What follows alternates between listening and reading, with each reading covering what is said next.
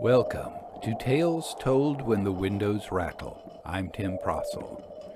If I told you I was going to read you a piece of, let's say, baseball fiction, but there wasn't any baseball in it, not even metaphorically, you would understandably be disappointed, upset, confused, something like that. But if I told you I was going to read you a fairy tale, and there wasn't any fairy in it, but still it's a children's story and there's a fantasy element to it, maybe a dragon or a sorcerer, you would probably be fine with that. What I'm going to do is read you what has been called one of Charles Dickens' greatest ghost stories. But is there a ghost in it? Here now, Charles Dickens' The Signalman. "Hello, below there!" When he heard a voice thus calling to him, he was standing at the door of his box with a flag in his hand furled round its short pole. One would have thought, considering the nature of the ground, that he could not have doubted from what quarter the voice came, but instead of looking up to where I stood on the top of the steep cutting nearly over his head, he turned himself about and looked down the line. There was something remarkable in his manner of doing so, though I could not have said for my life what. But I know it was remarkable enough to attract my notice, even though his figure was foreshortened and shadowed down in the deep trench, and mine was high above him, so steeped in the glow of an angry sunset that I had shaded my eyes with my hand before I saw him at all. "Hello, below!" From looking down the line, he turned himself about again, and raising his eyes, saw my figure high above him. "Is there any path by which I can come down and speak to you?" He looked up at me without replying, and I looked down at him without pressing him too soon with a repetition of my idle question. Just then there came a vague vibration in the earth and air, quickly changing into a violent pulsation and an oncoming rush that caused me to start back as though it had force to draw me down.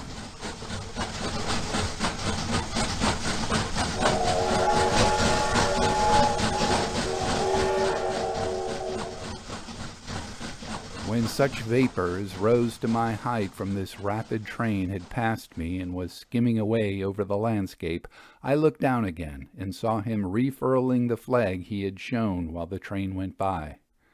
I repeated my inquiry. "Is there any path by which I can come down and speak to you?" After a pause, during which he seemed to regard me with fixed attention, he motioned with his rolled-up flag towards a point on my level, some 200 or 300 yards distant.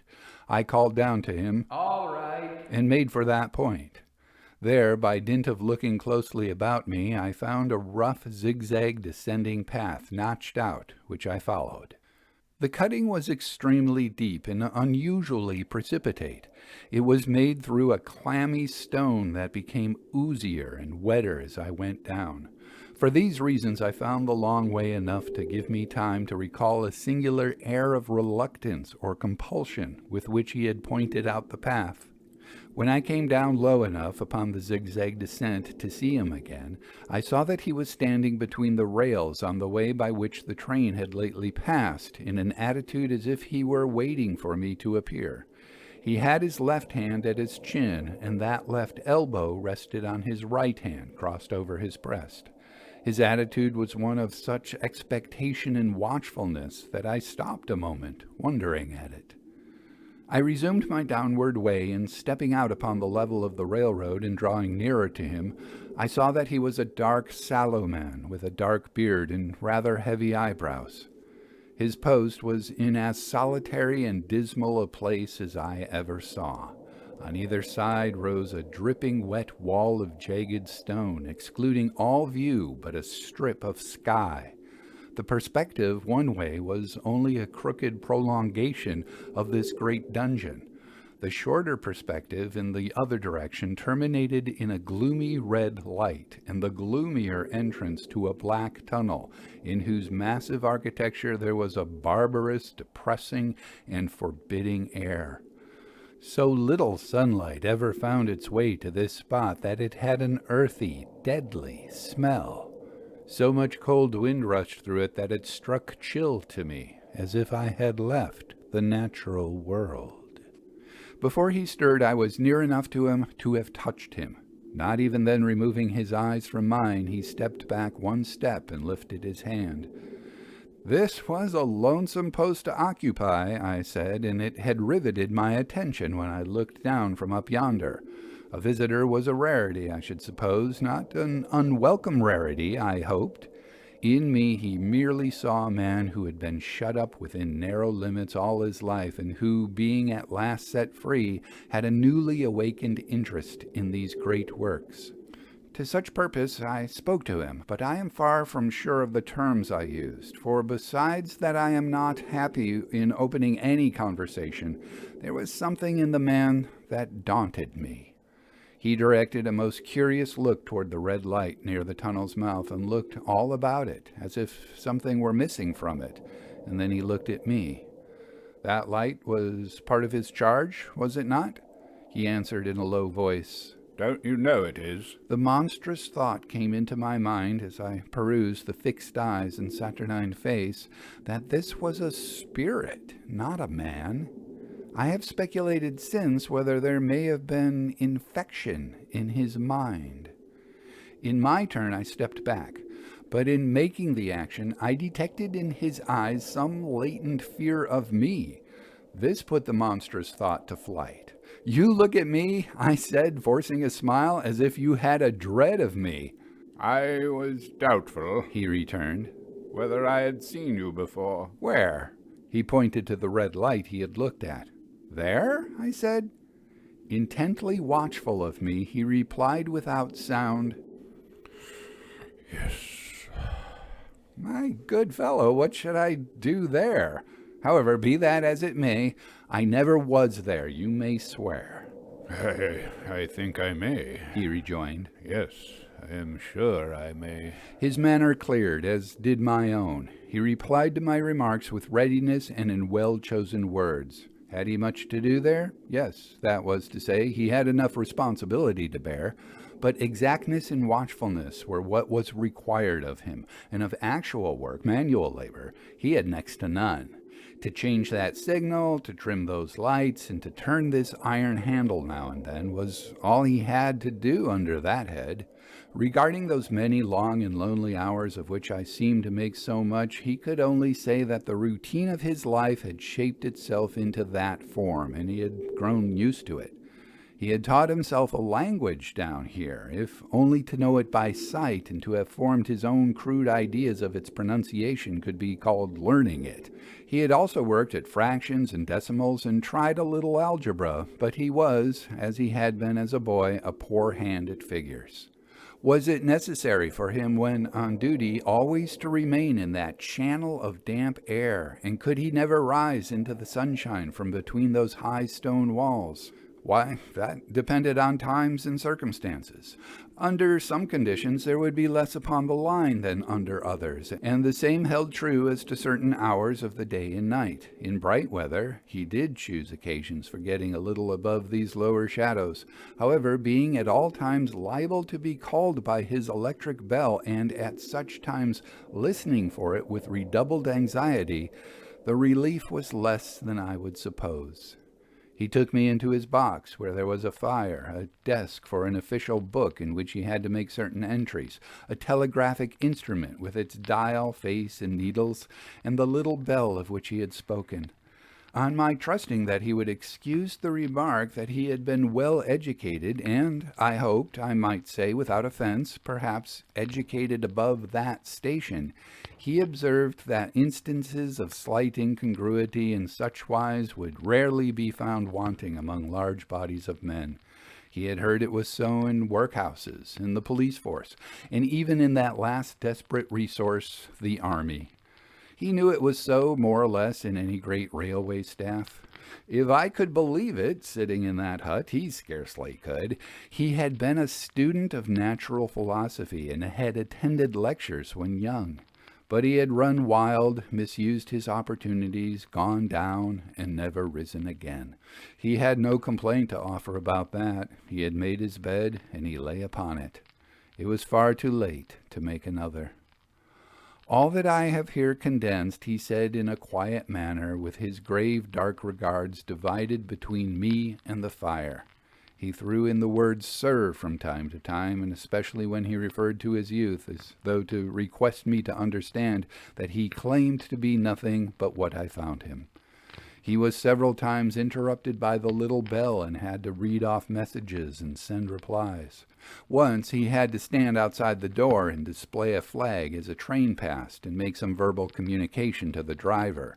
In the discharge of his duties, I observed him to be remarkably exact and vigilant, breaking off his discourse at a syllable and remaining silent until what he had to do was done. In a word, I should have set this man down as one of the safest of men to be employed in that capacity, but for the circumstance that while he was speaking to me, he twice broke off with a falling color, turned his face toward the little bell when it did not ring, opened the door of the hut, which was kept shut to exclude the unhealthy damp, and looked out toward the red light near the mouth of the tunnel.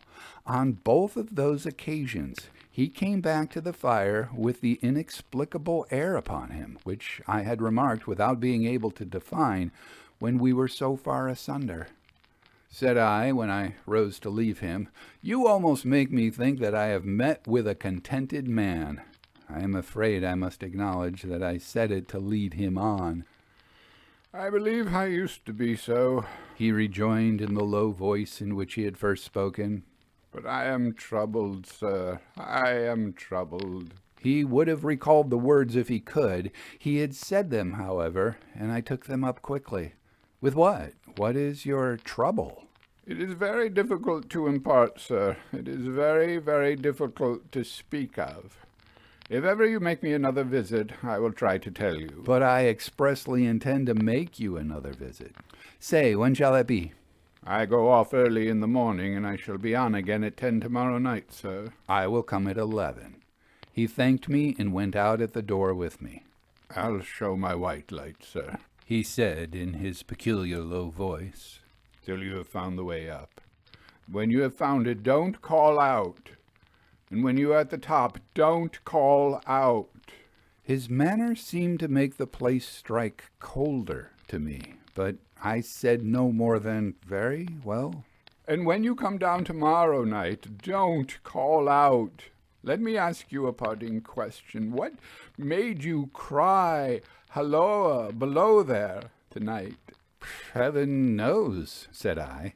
I cried something to that effect, but I Not to that effect, sir. Those were the very words. I know them well. Admit those were the very words. I said them, no doubt, because I saw you below. For no other reason? What other reason could I possibly have? You had no feeling that they were conveyed to you in any supernatural way? No. He wished me good night and held up his light. I walked by the side of the down line of rails with a very disagreeable sensation of a train coming behind me until I found the path. It was easier to mount than to descend, and I got back to my inn without any adventure.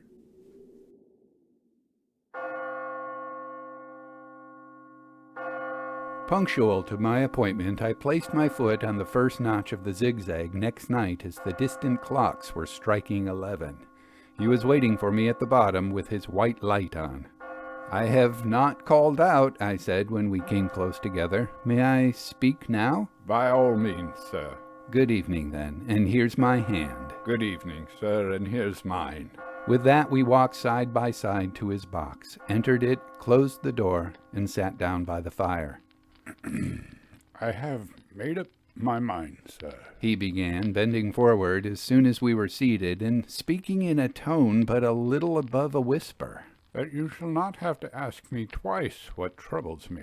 I took you for someone else yesterday. That troubles me. "That mistake?" No, that someone else. "Who is it?" I don't know. "Like me?" I don't know. I never saw the face. The left arm is across the face, and the right arm is waved, violently waved, this way. I followed his action with my eyes, and it was the action of an arm gesticulating with the utmost passion and vehemence. For God's sake, clear the way. One moonlight night, said the man, I was sitting here when I heard a voice cry, "Hello, below there." I started up, looked from that door, and saw this someone else standing by the red light near the tunnel, waving as I just now showed you. The voice seemed hoarse with shouting, and it cried, "Look out! Look out!" And then again, "Hello, below there! Look out!"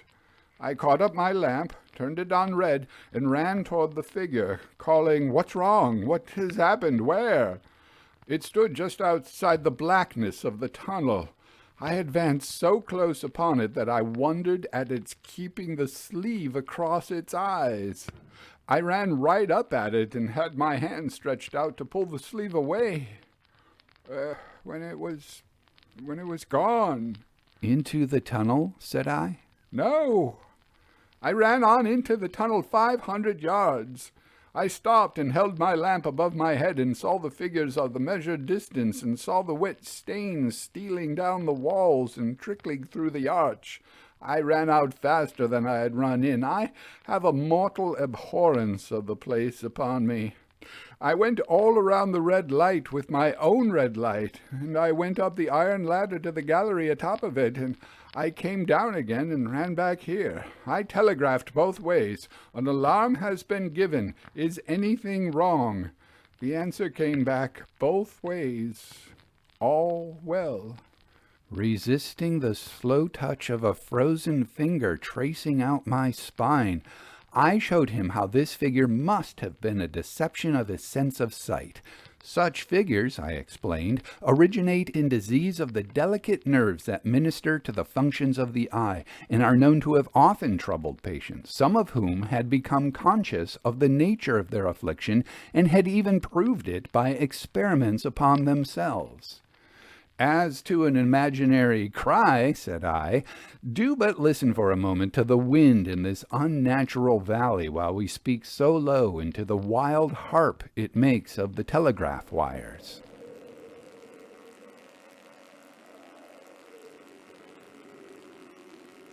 That was all very well, he returned, after we had sat listening for a while, and he ought to know something of the wind and the wires, he who so often passed long winter nights there, alone and watching. But he would beg to remark that he had not finished. I asked his pardon, and he slowly added these words, touching my arm. Within 6 hours after the appearance, the memorable accident on this line happened, and within 10 hours the dead and wounded were brought along through the tunnel over the spot where the figure had stood. A disagreeable shudder crept over me, but I did my best against it. It was not to be denied, I rejoined, that this was a remarkable coincidence, calculated deeply to impress his mind. But it was unquestionable that remarkable coincidences did continually occur, and they must be taken into account in dealing with such a subject. To be sure, I must admit, I added, for I thought I saw that he was going to bring the objection to bear upon me, men of common sense did not allow much for coincidences in making the ordinary calculations of life. He again begged to remark that he had not finished. I again begged his pardon for being betrayed into interruptions. This, he said, again laying his hand upon my arm and glancing over his shoulder with hollow eyes, was just a year ago. 6 or 7 months passed, and I had recovered from the surprise and shock when, one morning, as the day was breaking, I was standing at the door. I looked toward the red light and saw the spectre again. He stopped with a fixed look at me. Did it cry out? No, it was silent. Did it wave its arm? No, it leaned against the shaft of the light with both hands before the face, like this. Once more I followed his action with my eyes. It was an action of mourning. I have seen such an attitude in stone figures on tombs. Did you go up to it? I came in and sat down, partly to collect my thoughts, partly because it had turned me faint. When I went to the door again, daylight was above me, and the ghost was gone. But nothing followed, nothing came of this. He touched me on the arm with his forefinger twice or thrice, giving a ghastly nod each time. That very day, as a train came out of the tunnel, I noticed at a carriage window on my side what looked like a confusion of hands and heads, and something waved. I saw it just in time to signal the driver, "Stop!"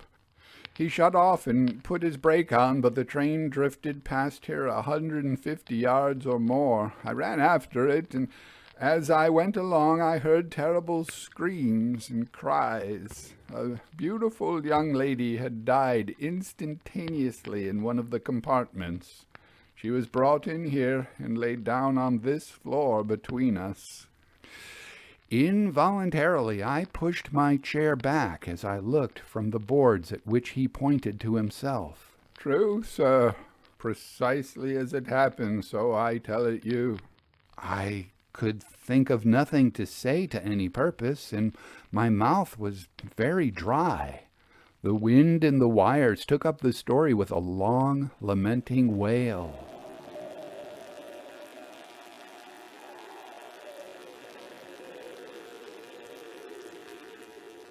He resumed. Now, sir, mark this, and judge how my mind is troubled. The spectre came back a week ago. Ever since it has been there, now and again, by fits and starts. At the light? At the danger light. What does it seem to do? He repeated, if possible, with increased passion and vehemence, that former gesticulation, "For God's sake, clear the way." He continued, I have no peace or rest for it. It calls to me for many minutes together in an agonized manner, "Below there, look out, look out." It stands waving to me. It rings my little bell. I caught at that.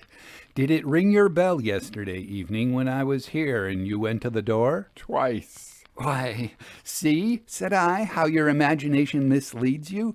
My eyes were on the bell, and my ears were open to the bell, and if I am a living man, it did not ring at those times. No, nor at any other time, except when it rung in the natural course of physical things by the station communicating with you. He shook his head. I have never made a mistake as to that yet, sir.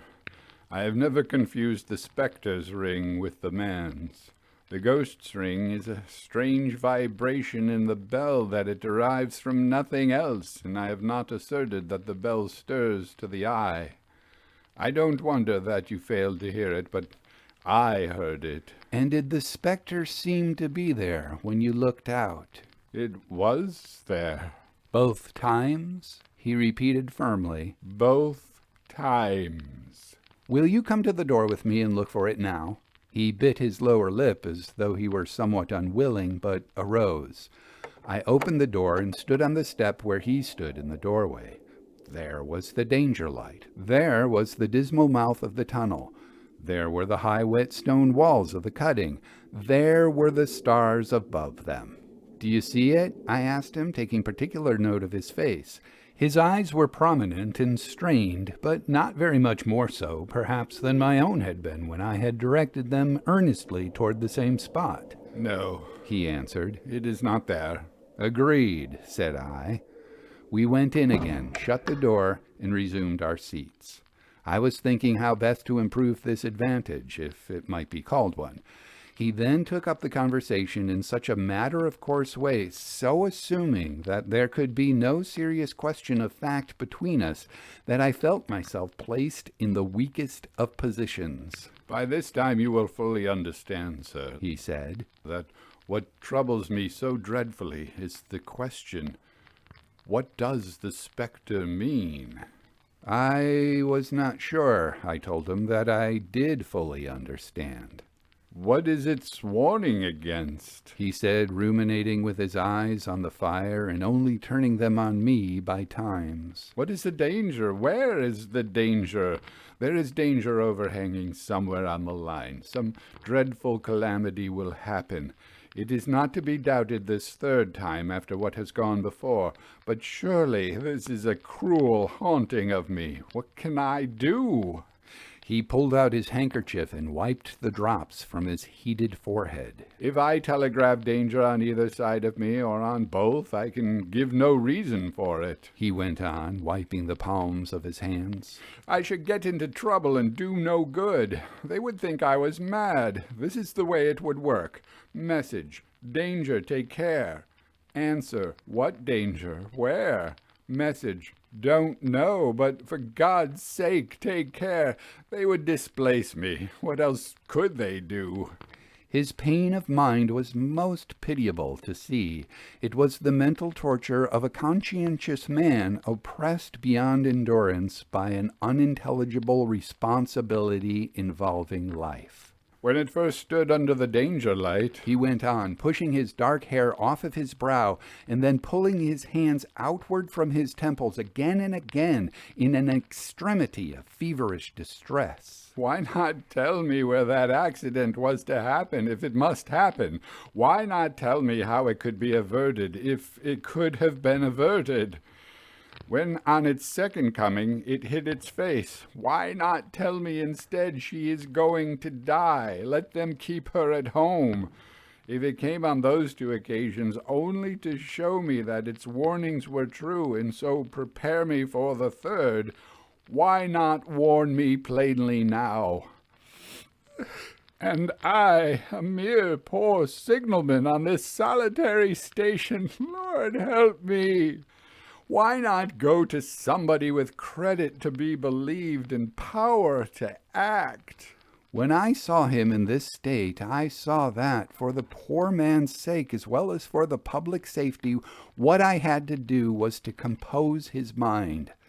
Therefore, setting aside all question of reality or unreality between us, I represented to him that whoever thoroughly discharged his duty must do well, and that at least it was his comfort that he understood his duty, though he did not understand these confounding appearances. In this effort I succeeded far better than in the attempt to reason him out of his conviction. He became calm.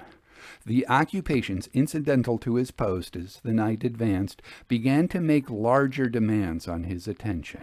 Finally, I left him at 2 a.m. I had offered to stay through the night, but he would not hear of it.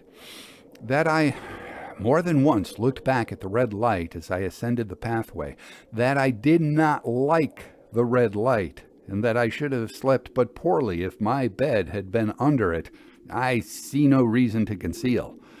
Nor did I like the two sequences of the accident and the dead girl. I see no reason to conceal that either. But what most ran in my thoughts was the consideration of how ought I to act, having become the recipient of this disclosure. I had proved the man to be intelligent, vigilant, painstaking, and exact, but how long might he remain so in his state of mind? Though in a subordinate position, still he held a most important trust. And would I, for instance, like to stake my own life on the chances of his continuing to execute it with precision? I was unable to overcome a feeling that there would be something treacherous in my communicating what he had told me to his superiors in the company, without first being plain with himself. Instead, I ultimately resolved to propose a middle course to him. Otherwise keeping his secret for the present, I would offer to accompany him to the wisest medical practitioner we could hear of in those parts, and to learn his opinion. A change in his time of duty would come round next night, he had apprised me, and he would be off an hour or two after sunrise, and on again soon after sunset. I had appointed to return accordingly.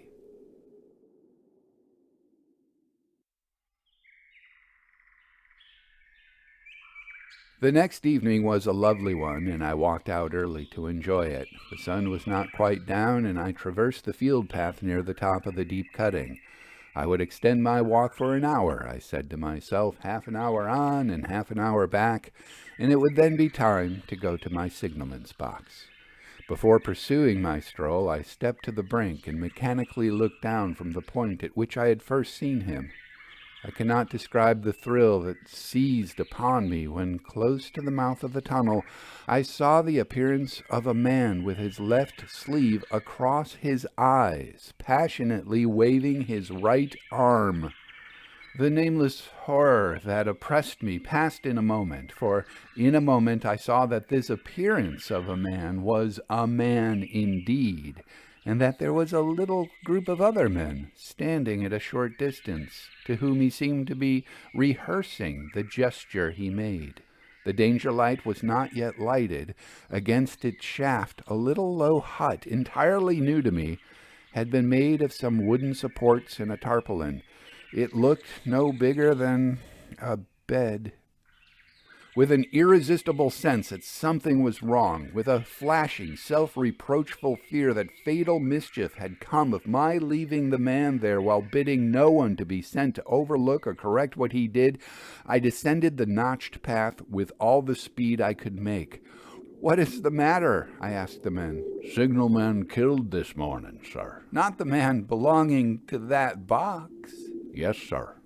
"Not the man I know?" "You will recognize him, sir, if you knew him," said the man who spoke for the others, solemnly uncovering his own head and raising an end of the tarpaulin. "His face is quite composed." "Oh, how did this happen? How did this happen?" I asked, turning from one to another as the hut was closed again. "He was cut down by an engine, sir. No man in England knew his work better, but somehow he was not clear of the outer rail. It was just at broad day. He had struck the light and had the lamp in his hand. As the engine came out of the tunnel, his back was toward her. She cut him down. That man drove her and was showing how it happened. Show the gentleman, Tom." The man, who wore a rough, dark uniform, stepped back to his former place at the mouth of the tunnel. "Coming round the curve in the tunnel, sir," he said. "I saw him at the end like as if I saw him down a perspective glass. There was no time to check speed, and I knew him to be very careful. As he didn't seem to take heed of the whistle, I shut it off when we were running down upon him. I called out to him as loud as I could call." "What did you say?" "I said, 'Below there! Look out! Look out! For God's sake, clear the way!'" I started. It was a dreadful time, sir. I never left off calling to him. I put this arm before me eyes not to see, and I waved this arm to the last, but it was no use." Without prolonging the narrative to dwell on any one of its curious circumstances more than on any other, I may, in closing it, point out the coincidence that the warning of the engine driver included. They were not only the words with which the unfortunate signalman had repeated to me as haunting him, but also the words which I myself, not he, had attached, and that only in my own mind, to the gesticulation he had imitated.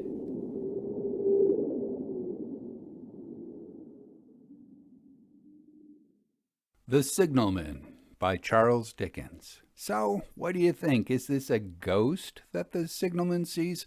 Certainly in our day and age, we don't think of ghosts as being harbingers of future events. They're not portents of danger ahead. But in Dickens' time, and this story was originally published in 1866, in that period, there were a number of stories, both fact and fiction, or at least folklore and fiction, of railroad workers who spotted an apparition and interpreted it to be something of, there's danger ahead, there's danger down the track. Sure enough, they stop the train, they investigate, and doing so, they avoid a train wreck, they avoid loss of life. Certainly, Charles Dickens brought a literary level to the story with his setting of that, well, the narrator calls it a dungeon, but it's that narrow strip, and the signalman has this very limited perspective. And then the signalman himself is a man who hasn't lived up to his potential. He could have done more with his life. And that relates to his inability to grasp what he's seeing. This feels very much like a story about human limitations, and I'm sure that Dickens is implying that it's not just this signalman, but maybe all of us. You can find some of those other stories that are, at least in a very basic way, similar to the signalman in a book titled After the End of the Line, Railroad Hauntings in Literature and Lore, along with stories about hauntings that predict the future or are warning signals. There are phantom trains. There, the whole train is a ghost. There are also stories about conventional ghosts, if there is such a thing as a conventional ghost, with a railroad setting. So there might be a haunted depot or a haunted stretch of tracks. You can find out all about this at brownbonesbooks.com. And there you might want to check out a special feature I have titled Railroad Hauntings. You can still visit. I start by looking up old newspaper reports on railroad hauntings, and then I research them and I find out, can you still visit this site? And in almost all the cases, you can. Once again, that's at brownbonesbooks.com. Look for the page for After the End of the Line, Railroad Hauntings in Literature and Lore. I'm Tim Prossel, and thank you especially for listening to this episode of Tales Told When the Windows Rattle, because the signalman is one of my favorites.